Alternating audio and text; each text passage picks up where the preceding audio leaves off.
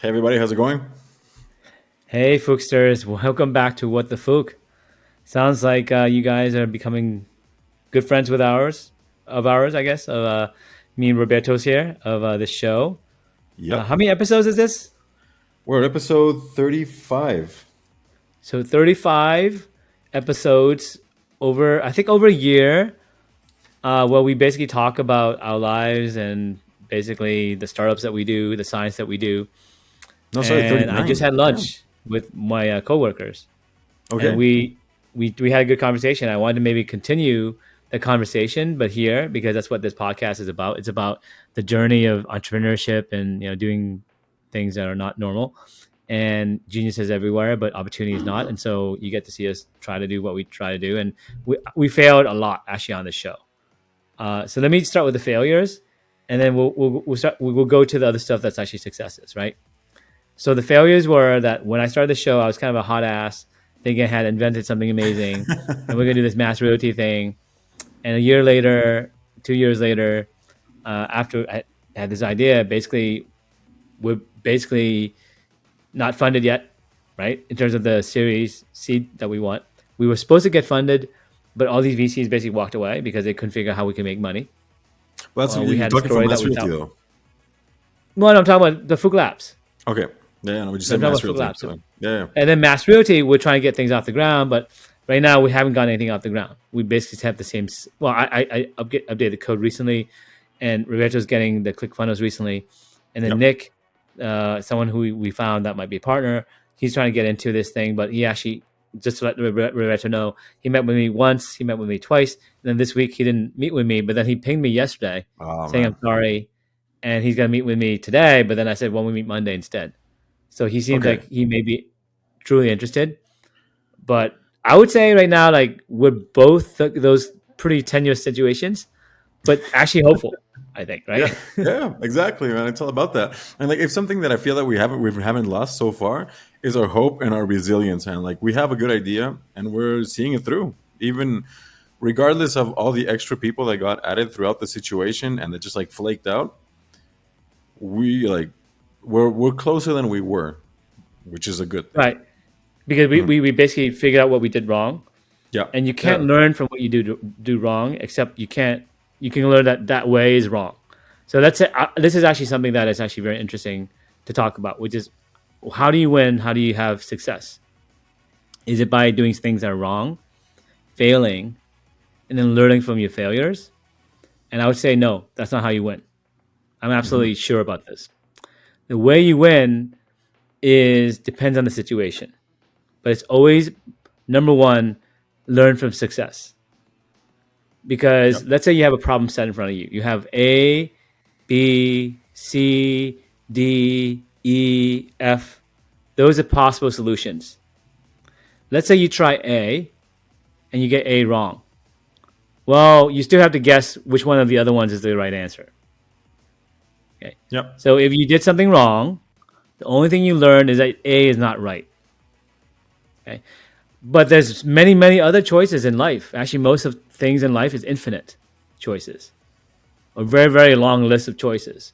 Like which guy should I marry? Which girl should I marry? Right? All what college should I go to? What job should I take? Those jobs aren't A, B, C, or D. They're not four options. There's thousands of options, yeah, hundreds of definitely. options, at least, right? And so you don't learn except you learn to avoid the same mistake. Now, when you do something successfully, though, if you know the answer is Z or F or J or whatever letter, when you have the same question again, you know how to answer it immediately. Yep. Does that make sense? Yeah, and I feel that we're only like bound or limited by our own field of vision. Like there's some things that we don't want to see, even if the options are there. Like you're saying, like just in your And job search. sometimes we're in the weeds. We think things are successful with the lens, and then we Hmm. come out and we realize that's not successful, and then we go in with a lens and out, and basically the struggle is the fun part. Like Yeah, I'm well, it's like all right about the now I'm journey. poor.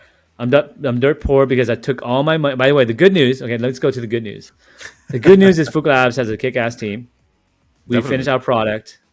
We're on Republic now, and Yep. on Republic we were supposed to have a dip once we go live, but we started at 41,000. We're still at 41,000. There was no dip.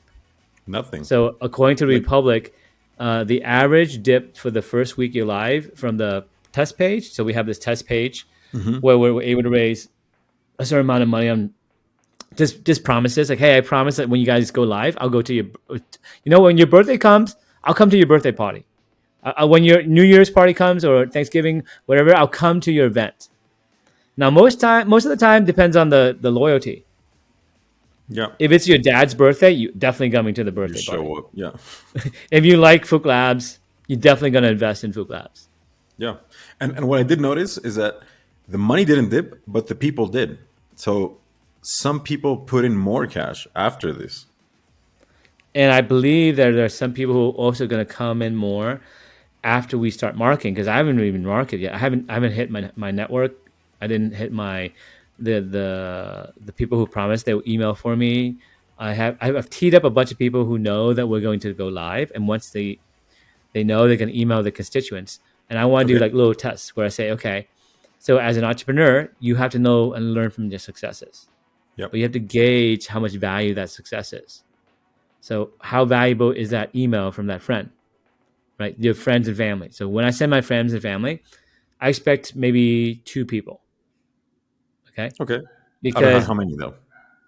I don't like, I don't know, I don't have that many friends and family, right? I'm just have a small circle. Some people have a big circle because I came to this Yeah. country as an immigrant, right? I don't have the cousins who live here or anything like that. They're all in Vietnam. I don't know the people in Vietnam either because I don't live there. And so hmm it's one of those situations where some people have a big circle, some people don't have a big circle. But you've been there your whole life though, no? Like you did your high school and everybody. Well, I'm talking about the inner circle. So Okay. that's like yeah. But I Yeah, went like to a the small high smaller school. one. My grade was 43 boys, right? And my Okay. college, I only knew some people. I didn't know everybody. hmm And also, I was busy working and doing other stuff, so I don't make friends like that easily either because I'm busy. But also, I'm kind of a tough guy to get along with sometimes, right? and I don't like all people either. So it's a two-way street. So some Yeah, people don't definitely. like dealing with too many people. And basically, your network is up to you. hmm But I'm also kind of an introvert to some degree, right? And so therefore, I don't have a huge network. That's okay.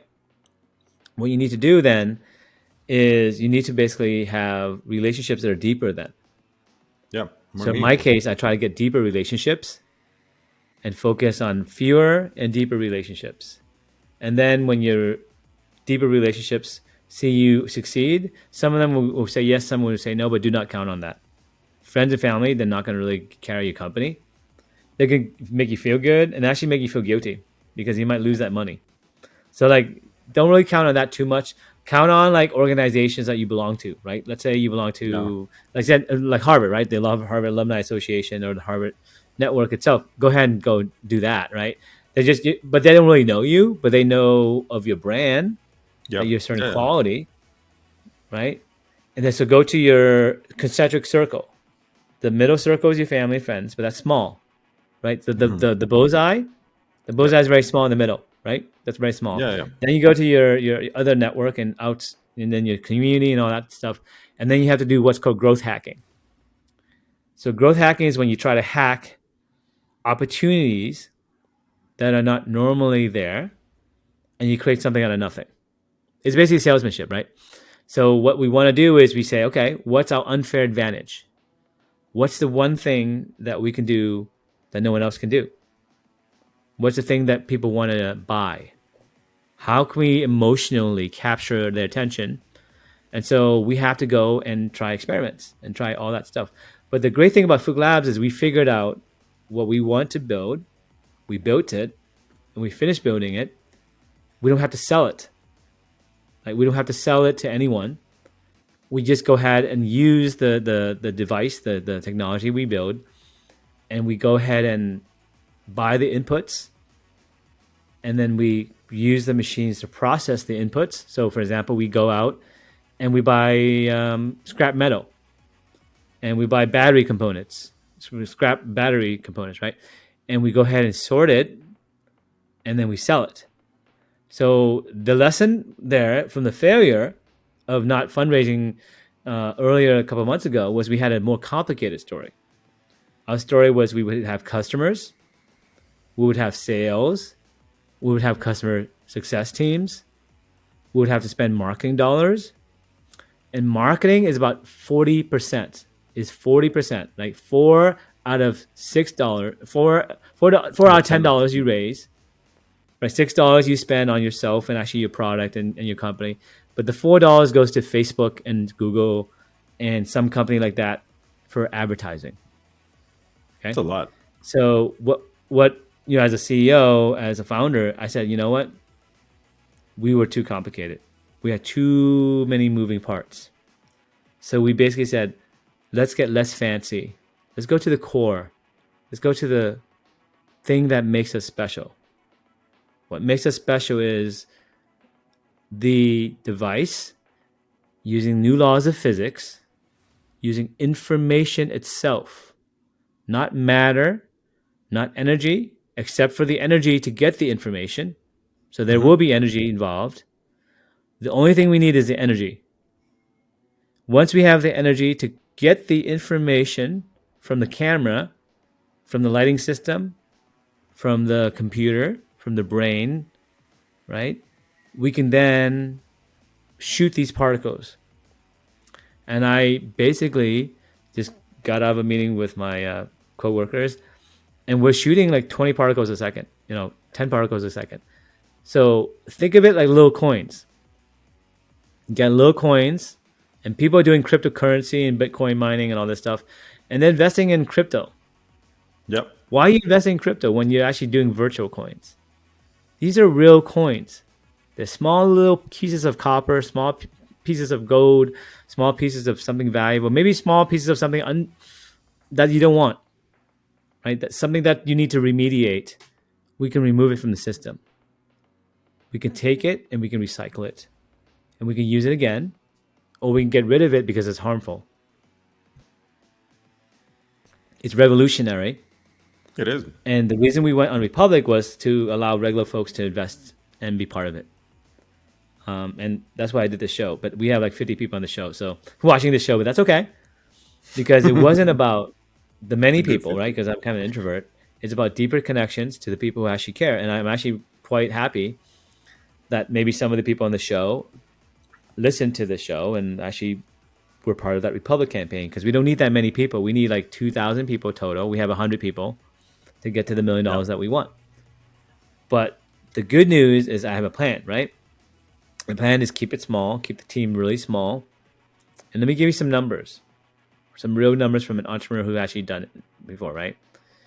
My last company, Clinical Research IO, I raised $800,000.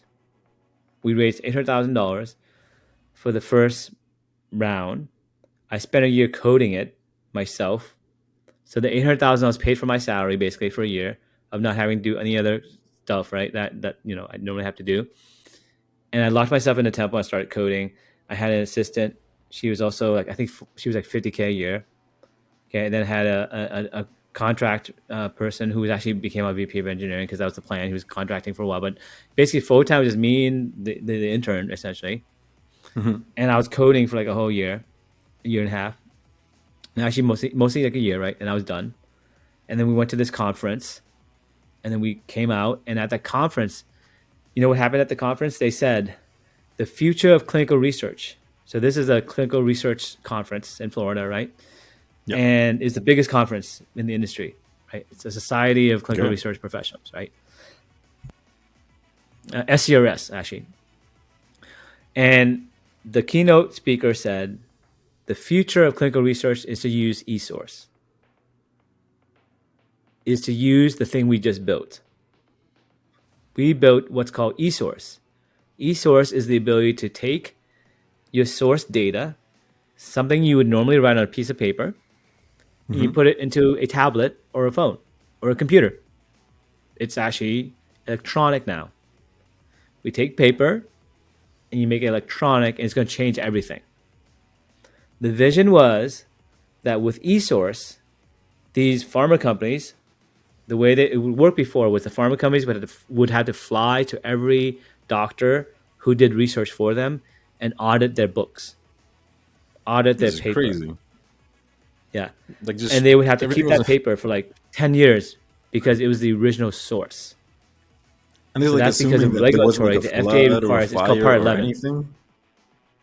Yeah, What's assuming that? there wasn't a flood or a fire or anything like No, that. they have to. This like, okay, They have to have yeah, multiple copies. They have to have copies because it's okay, called Part 11, right? So Part 11 is because people did fraud before.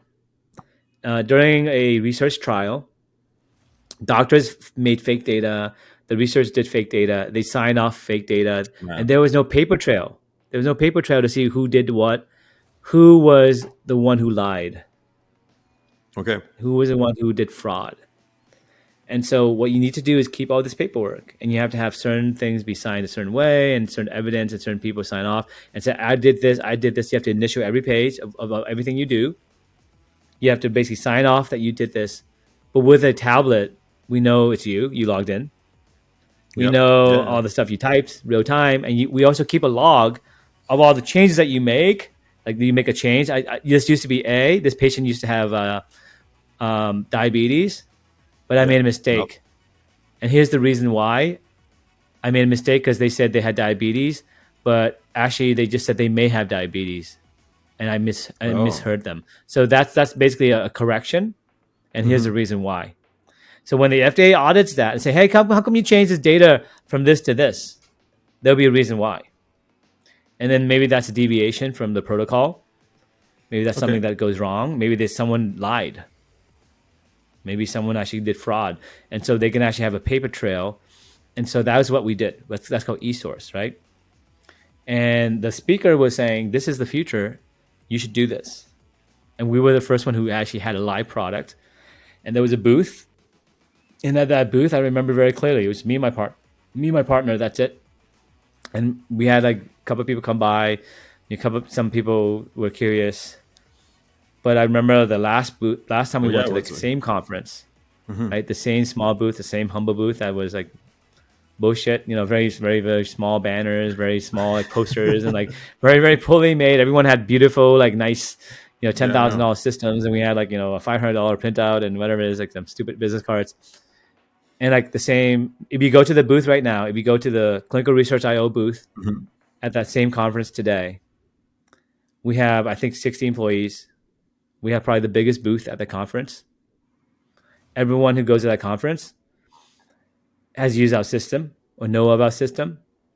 We have more than 1,000 out of 3,000 possible clients in the okay, United States. yeah, yeah, yeah. We have Like just probably to make a more now. parenthesis here, like how do you feel about this? I mean, like the change that you had, because like you said, you had all these other amazing booths that were just smoke and mirrors when you were the ones that had the product that everybody needed. But So see, you know what they sold at that booth? yeah, You know what we sold at that booth? what? We sold my magic book, my magic spell book, my magic that I wrote. So what happened was, I'll tell you what really happened. It wasn't a startup. It was a wizard. It was a wizard and an apprentice wizard. And together for a year, they crafted a spell. This spell was able to encapsulate the stuff we talked about into a magic device. This magic device works with spells like ours. This spell can be downloaded into the device from a store on the device. And once you download this or you go to the spell area, right? Then you can basically use the spell, but who wrote the spell? The wizard. Now the 60 people there today have changed. It's no longer me and my partner only. It's like other people. It's the same spell.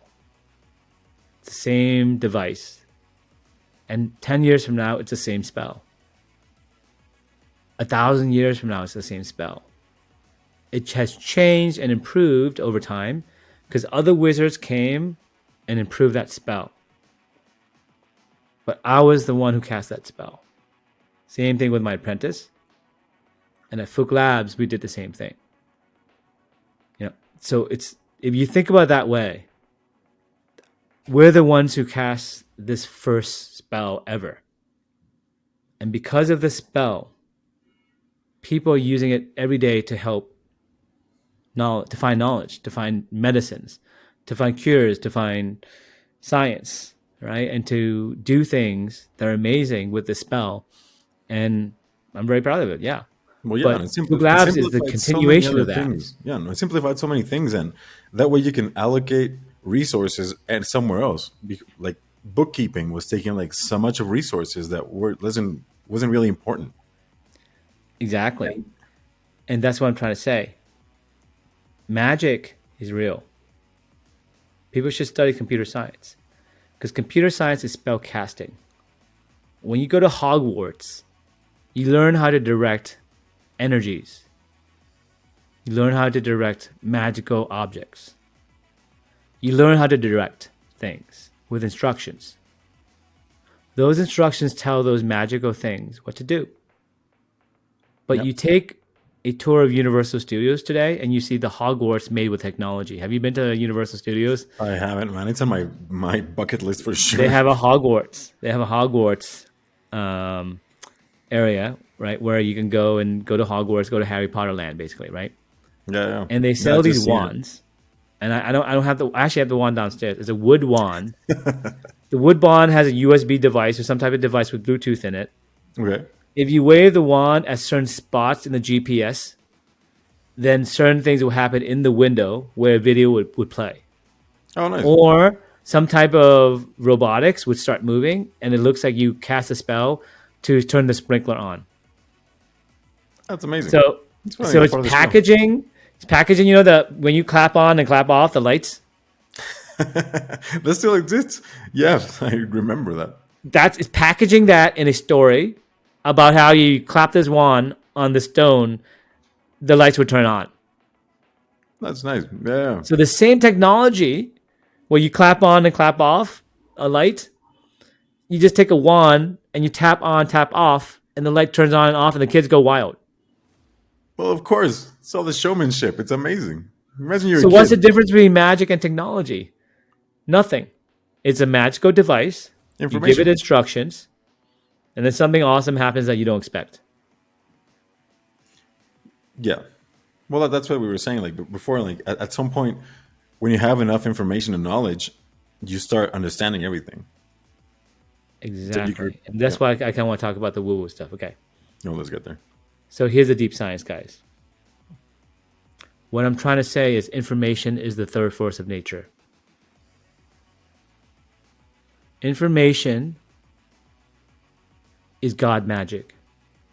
Let me explain to you what that means. I'm going to coin the word God magic. Maybe the word exists already, but it is in this specific way. God magic is when you realize that there's an observer in the experiment as a scientist. Okay?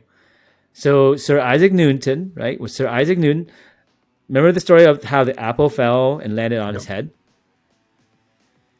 Imagine you're the observer and you're the one who dropped the apple.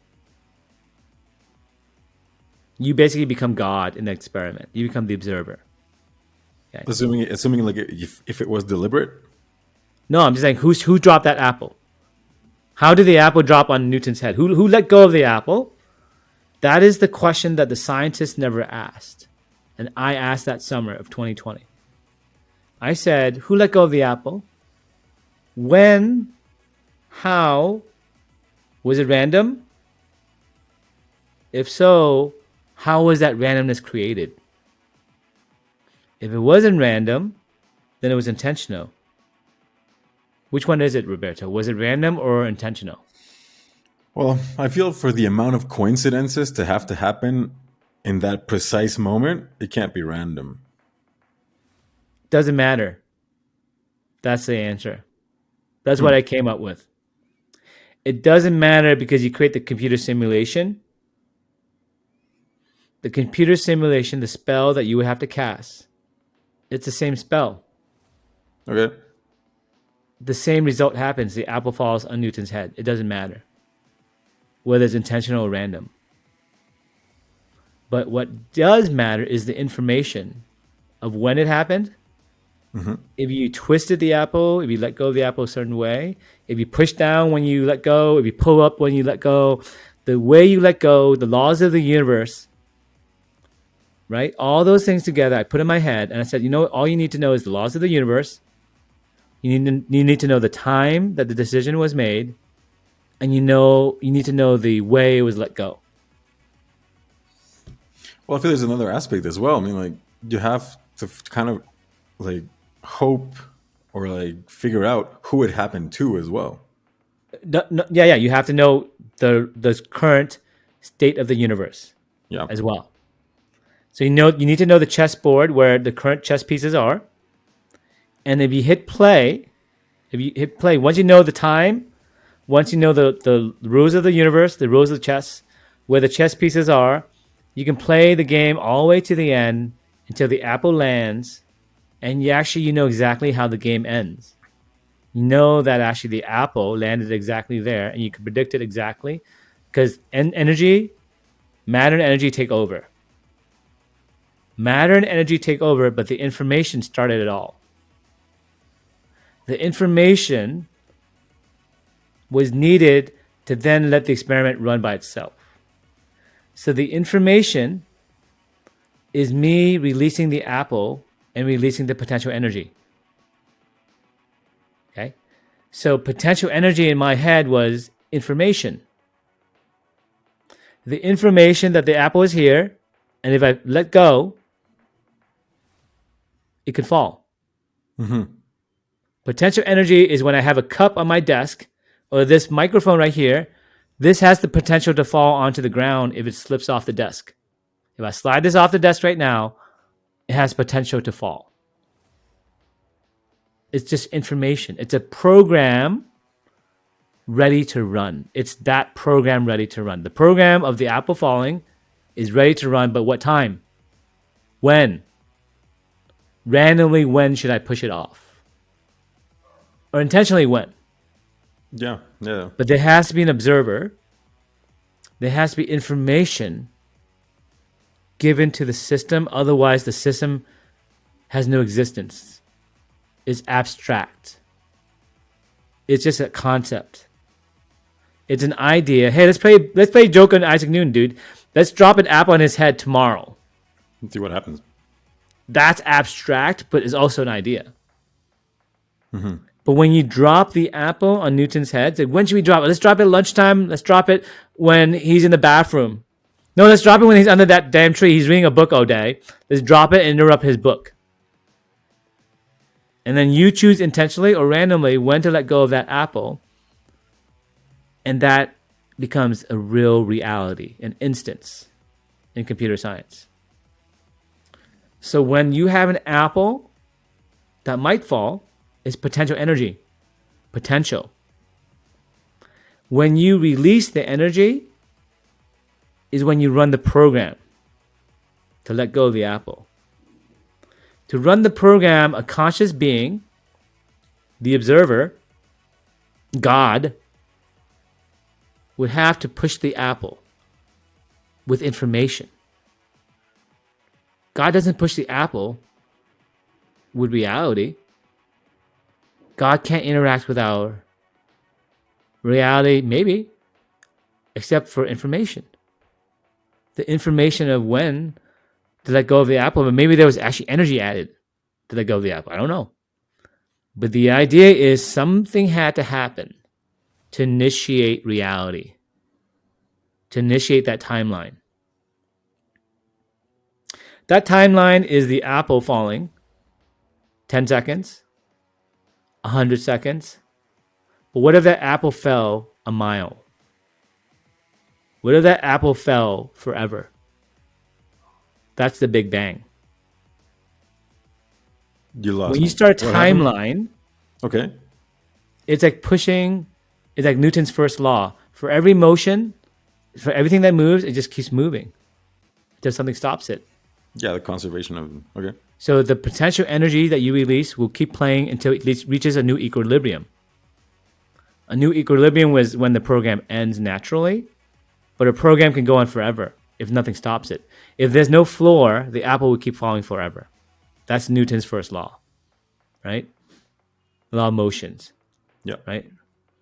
The motion, if something goes, it goes on forever unless something stops it. So when you run an experiment in reality, you need to give information from the observer point of view. Whatever the observer is, the observer of the experiment, the God that runs the experiment. But what the observer did was the observer changed the equilibrium of the experiment. The observer pushed the cup off. The observer pushed my microphone off. The observer pushed the apple off, let go of the apple, whatever happened. The observer initiated a new timeline. Okay. And they represent time itself. So you, as a conscious soul, you create time. You create time with the decisions that you make in your life. When you unlock anger, love, you unlock potential, energy in the universe. The energy that you choose for love can be released. And you have a better experience. Everyone loves you. You have more love around you. The world becomes a better place. But you also have the potential to knock this microphone off, to beat your wife, to cheat on, your taxes, to screw your boss, to be racist, to do anything negative. You release potential energy as well. Yeah, there's so many options though. It's basically the laws of information. Information itself is the third force of nature. In fact, it's the ruling force of nature. Information creates matter and energy.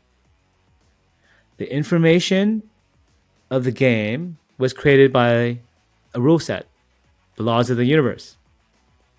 The information of where the chess pieces are is a memory of the universe and where we are. All we are is a memory of the universe and where we came from. All the experience that led up to our instance being still here. We're a memory of the apple falling, but the apple fell from somewhere. We're an infinite soul that started from somewhere. We're still falling. And some of us reincarnate into different bodies, but we have the same momentum. We go on forever. Like, how a question, like what happens if with the information, if it's never used? If it's just there? The information is what's available in front of you. You can't just make up information. You have choices. You have a timeline. Mm-hmm. Do you marry this person? I'm dating 3 girls right now because I'm a playboy. I like to date, and these girls like me and they know that I'm dating multiple people, but I got to pick one.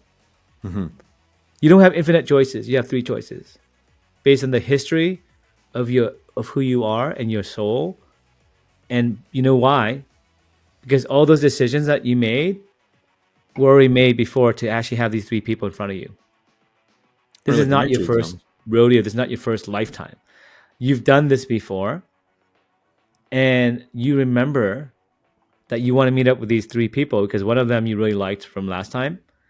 And 2 of them you liked from previous lifetimes. And now they're all at the same time because your soul says, hey, I wonder if in my next lifetime I can meet all 3 and maybe I can pick the one I really like. And that's what you want to do because that's the thing that makes you evolve because it's interesting for you. That's the key. The universe is an evolutionary machine. You only do things, Roberto, because you find it interesting. Yeah, or entertaining. So you push buttons, you release potential energy of games that you want to play. You want to drop that apple on Newton's head. He's a sucker. He's sitting on the chair studying too much. And you release the apple because you're a jokester. Because it's interesting for you. Mm-hmm. Why the hell would you drop an apple otherwise? If it's not interesting for you, you wouldn't do it. Yeah. Interesting things tend to be random. Tend to be mischievous. Tend to break from the defaults. Tend to be the outliers, tend to be individuals. So when I was thinking about before, like a business, right? Mm-hmm.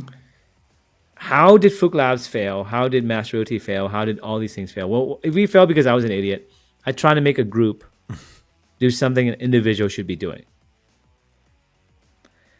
An individual has an apple fall on his head, and the individual comes with an idea. And from that idea, a group of physicists can evolve it. But a bunch of people sitting under a tree and a bunch of apples hitting on their head is not going to create the same idea. New ideas have to be paved from individuals, just like the tip of a spear or a tip of an arrow. The tip of an arrow has one point, and that point leads to two other points, to five other points, and to the other parts of the blade. And it gets wider and wider, and more people get involved. Mm-hmm. And we're the tip of the spear. Jesus is the tip of the spear. God is the tip of the spear. The president is maybe the tip of the spear. I don't know. It depends on how your perspective is, if he's powerful enough. But the tip of the spear in companies is the CEO, the founders. Right? The tip of the spear is Master OT, is us, right? So we haven't found a sharp tip yet for Master OT. We haven't found a sharp tip yet for everything from Phuc, but we found some good sharp tips. And we actually have that tip now. And I know the rest will come naturally. Because the individual creates the information, gets the information from either the imagination or from God, from the quantum realm, from copying someone else. I don't know what, but it has to do with information. Information then leads to choices. Then as a startup entrepreneur, you have to choose, hire this person, fire this person, don't fire this person. But you have to live with the timeline that you choose. Because a relationship with a person is a timeline that will be intertwined with your timeline. Because we're both timelines. Me and you, Roberto, right? Yep. And this audience that's listening to us, when you come and listen to us, your timelines intertwine with our timelines. And you have to choose, do you want to listen more and hang out with this timeline? And if you hang out with this timeline, then what happens, the benefit to you as a timeline is you get randomness introduced to you by us. Yeah, maybe something you never thought of will come up. Well, no, just the laws of information. Mm-hmm. So basically my theory is you have this bubble of existence. The bubble of existence is you touching this molecule, touching that molecule, and every molecule that's in the room, you have a resolution of reality. When you enter a room, an electron or a photon goes left or right because you exist and you observe it. The Heisenberg effect, right? Yep. Quantum physics. If you exist in a room, if you're actually in you have a bubble of existence. That reality is real. It becomes no longer concrete. There may be a forest. I'm actually in the forest. The forest is abstract. I want to go on vacation in Paris. Paris may not even be real, right? I don't know if it's real. I'm a flat earther. Paris on the other side of the planet is not real, right? I go to Paris, I find out it's real. So my reality, my bubble of existence has been extended, and that reality actually is concrete. But what happens when someone else is in Paris? Well, I was supposed to hang out and eat sushi with my wife, but unfortunately they gave our table away to this rich guy who tipped them. So I'm really angry at my vacation because I booked this, dinner all 5 months ago, and now they gave it away to some rich dude. Get super pissed because their bubble of existence changed your reality. You had booked a reservation in a fancy restaurant months ahead. Your reality was set. Your timeline was set. Yeah, and it didn't happen. Then someone else's timeline interrupted your timeline. Right? So your soul contract between you dying and living is sometimes this timeline, my son, my daughter, my wife, my best friend, the person who saved my life, I owe them karma. Or I really like them. So my timeline is going to be intertwined with their timeline. So those three girls, those three guys, those choices to marry, those timelines might have been intertwined from before. And now it's just coming back to you. Your high school sweetheart, some person you met randomly and somehow you hit it off. There was first love on first sight. That's the timeline from before, but there's also new timelines. And that's what makes it interesting. God would not find things interesting if there was only one God, but there was other gods to play with. Children God, wife God. But I mean, like, It's Then what interesting. about like applying all these principles to yourself though? I mean, like you started off saying that you're an introvert. So if you know all of this and that interaction is key to like self development and just the opening to new ideas, why not be like constantly networking? Well, that's what I'm doing here. So I'm a smart dude. I have a core group of Hmm. friends, Yeah. like Genghis Khan. In a previous lifetime, someone like King Arthur would have the Knights of the Round Table. And the Knights of the Round Table would be the people he works with, his coworkers at Phuc Labs, Hmm. right? And then you go on a mission to save the universe, like the Avengers, right? And then some of the Avengers are introverts, but you're still an Avenger, right? The Hulk doesn't like people. He gets pissed off really easily. I'm saying he doesn't make friends. He gets angry. He'll kick the shit out of you. So he doesn't have any friends because he doesn't want to hurt them. Does that make sense?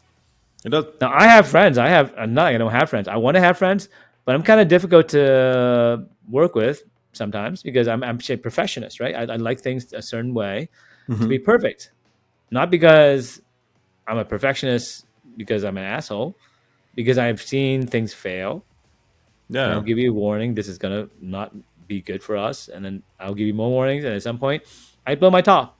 I know that about myself, so I tell all the people who work for me, "Hey, that's what happens." But 99% of the time, I'm pretty cool. Like this, right? Hmm. I have the Yeah, no, one it is fun. percent, but you can call that passion.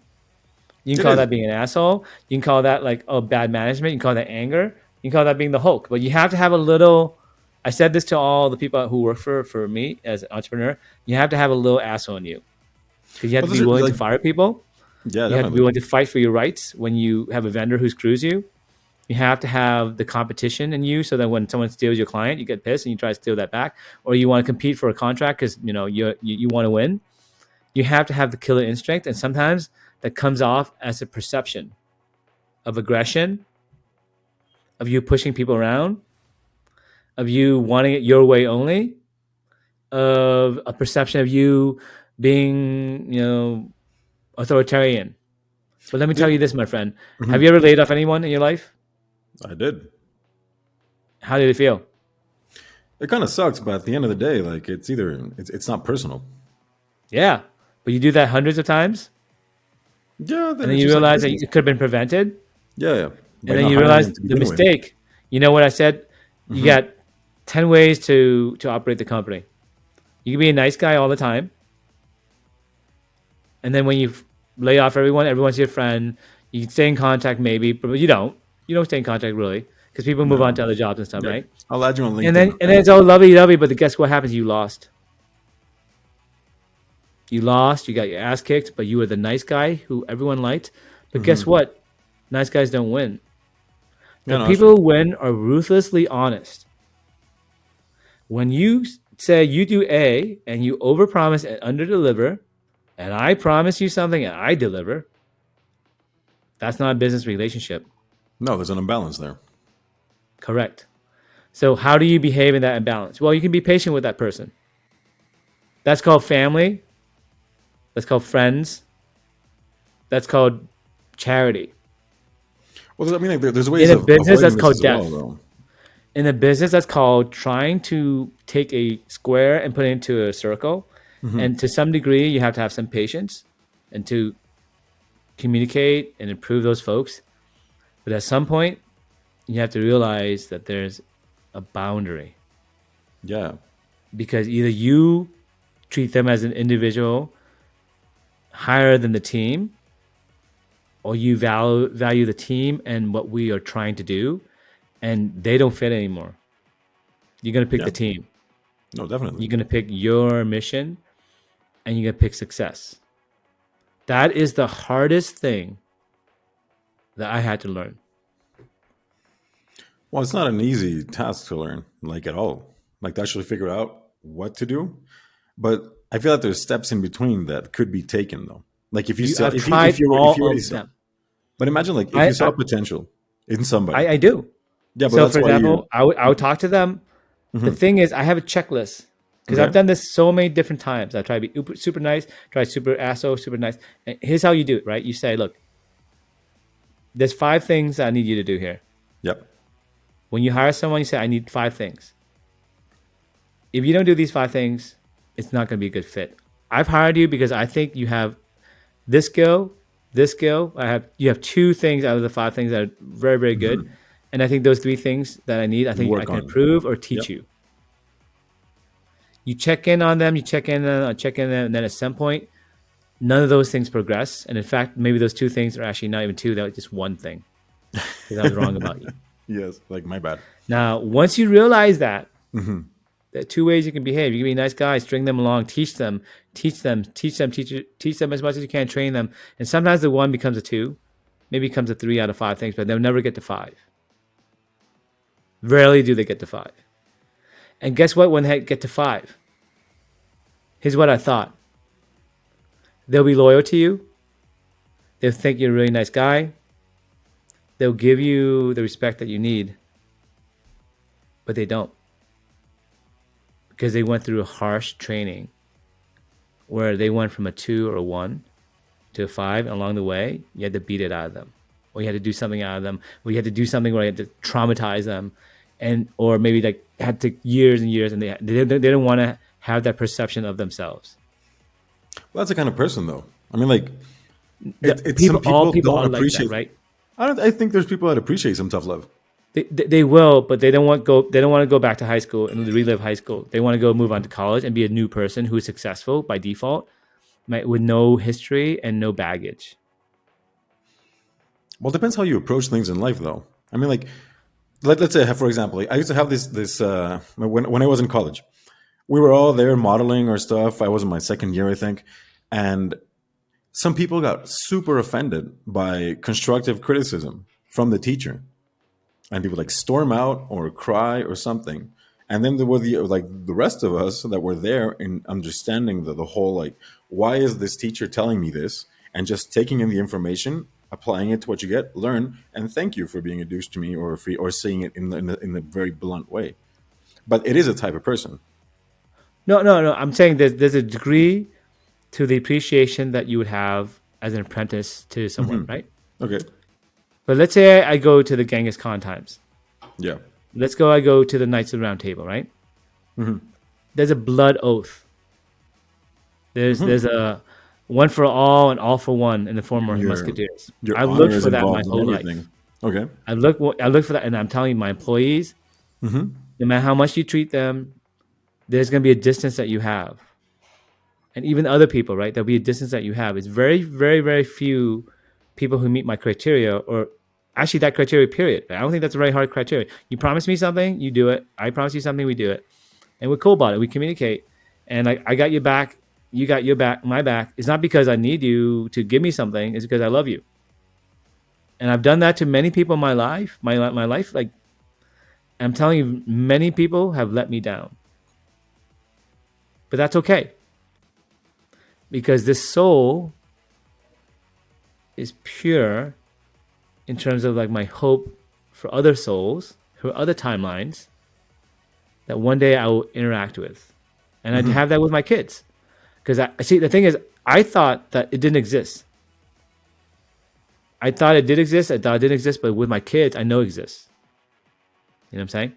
Yeah. I know it exists, that those souls, they're pure and they're beautiful, and they're going to have the resonance of my soul. And my time is going to affect their timeline. And my timeline is going to evolve their timeline, just like, they will evolve me as a parent. I learn from them too. So I know there's hope. But on this planet, I don't think there's many good timelines that match my frequency. There's definitely like some people that are just not worth it, though. So that's for sure. But I feel that I think I have to go to Asia. I might have to go back to Vietnam because, Vietnamese people, let me talk about Vietnamese people, right? How we think. And that's maybe why I have this culture shock, right? okay. I don't have a word for you.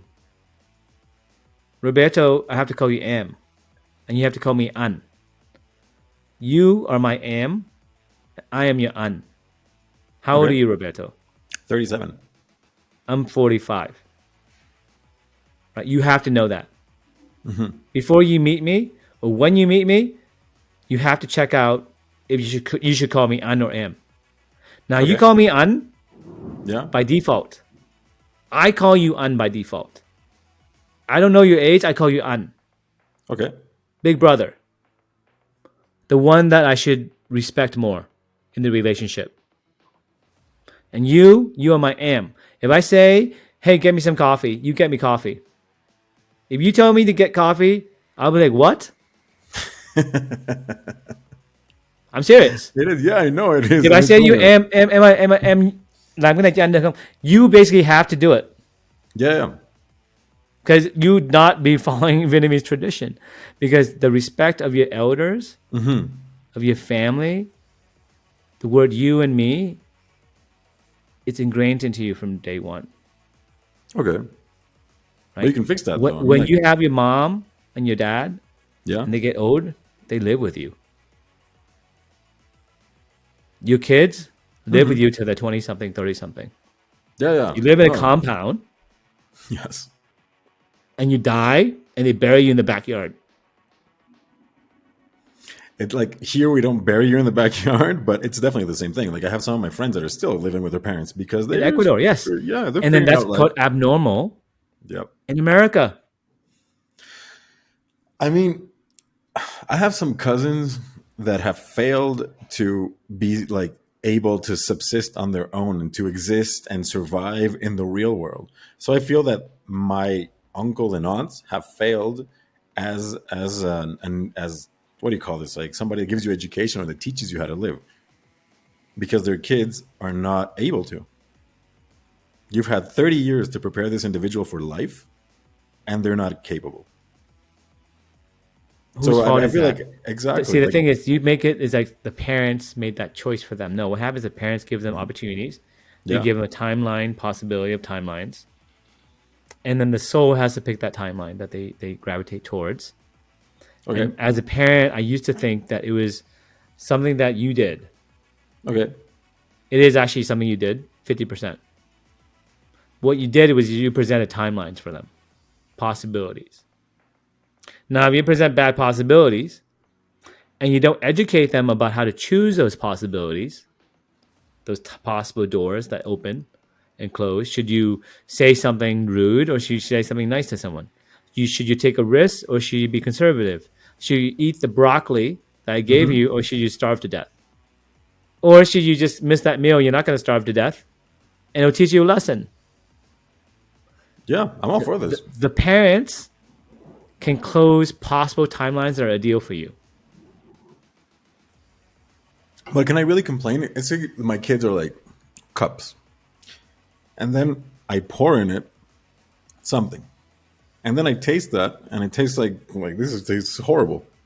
It's my fault. What did I put in there? Your Because you're kids the eat something one. that they don't like.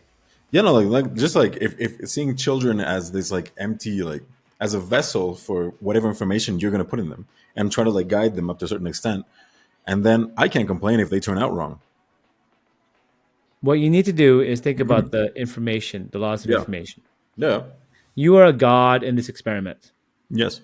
because the kids can't go to work, they can't make money, they can't buy things, they can't really do Exactly. anything. You You are their create a universe. universe. You basically a universe. You create the universe. You're a god to the child, right? Yes. When you think about that, you get to pretend you're a god, and you get to practice being God. That's your evolution as a parent. As a parent, you have to know the right information to present to the kids. You can beat them with matter and energy. You can do all those things, but ultimately it's the information that matters. The information of the love that you give them, the advice you give them, the choices you give them. But there Yeah. is some matter and energy in terms of the physical goods you can give them. Some people are rich, can give them ponies and vacations in Paris. Some people can give them a hug and give them a baked piece of cake. Now, if my mom baked me some cake versus some person who bought me a really fancy cake, it could be the same type of love. But one might actually feel better because it's made from time. Yeah. And there's the effort as Right? well. It's like something that should be taken into consideration.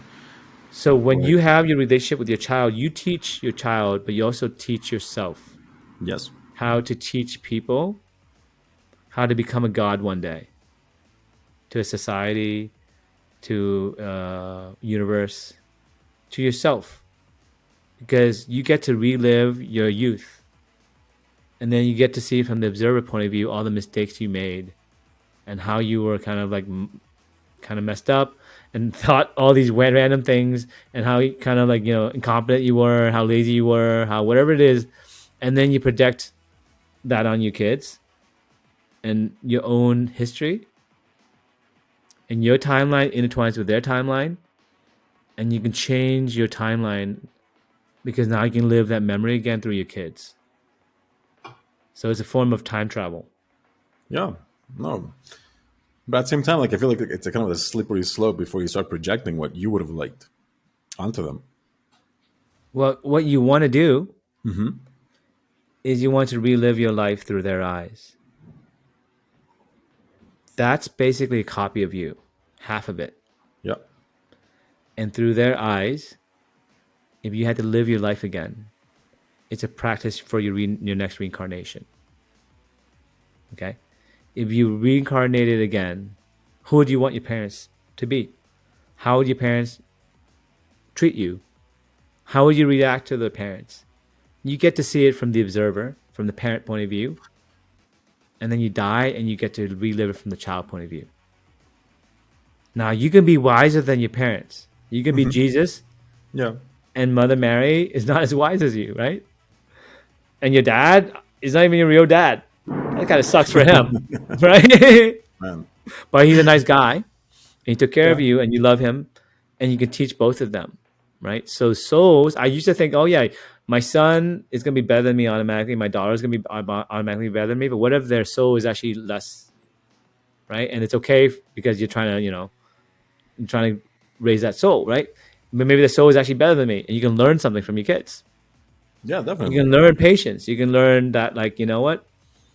Maybe I shouldn't be so angry yelling at my child. She just cried, Mm-hmm. and I feel like a shithead.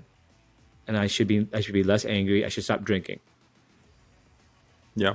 No, yeah. No, there's definitely some cues that they give you that you have to learn to be able to visualize and see. Right.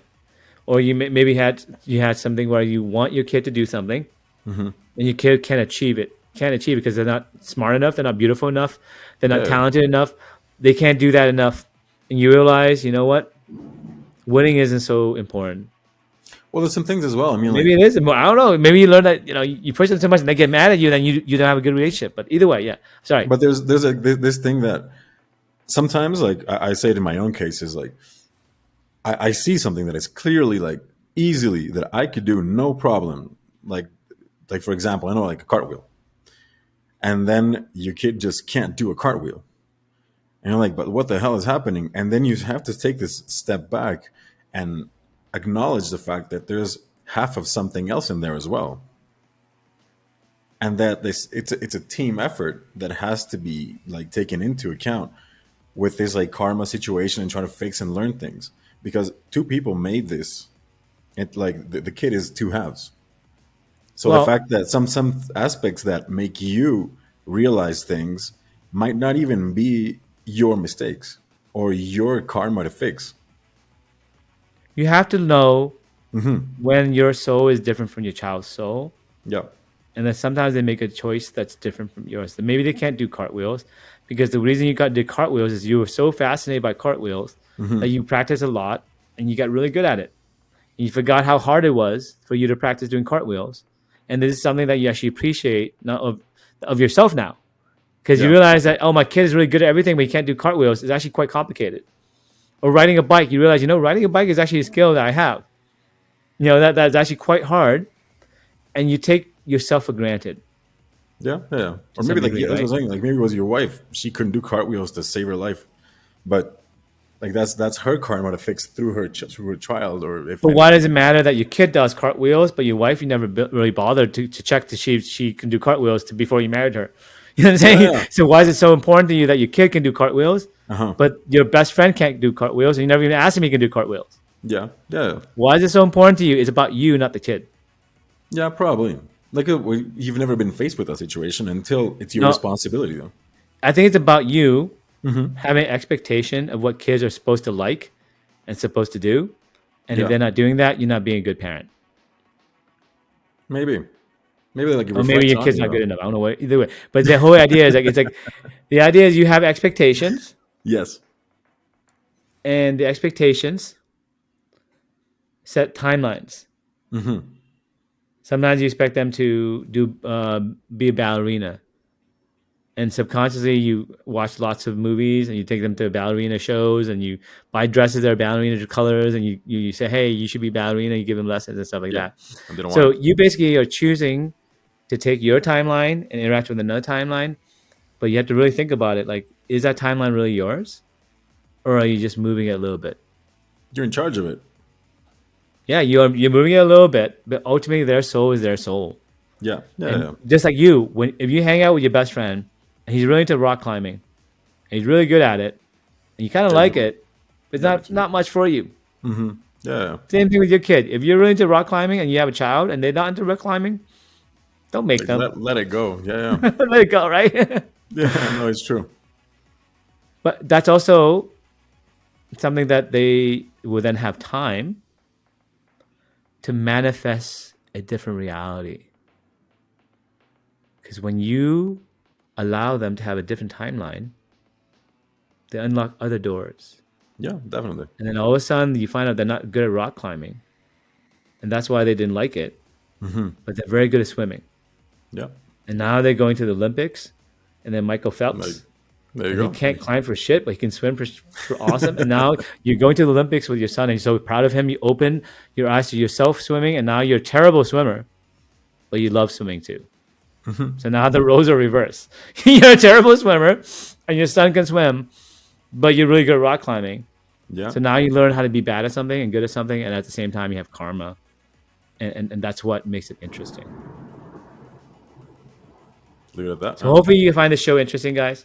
This is what the Phuc podcast, where information is the third force of nature, and you just got some downloaded information today. Hopefully you come join us at other shows. Enjoy your weekend. Thanks for See you having guys next us. time. Take care.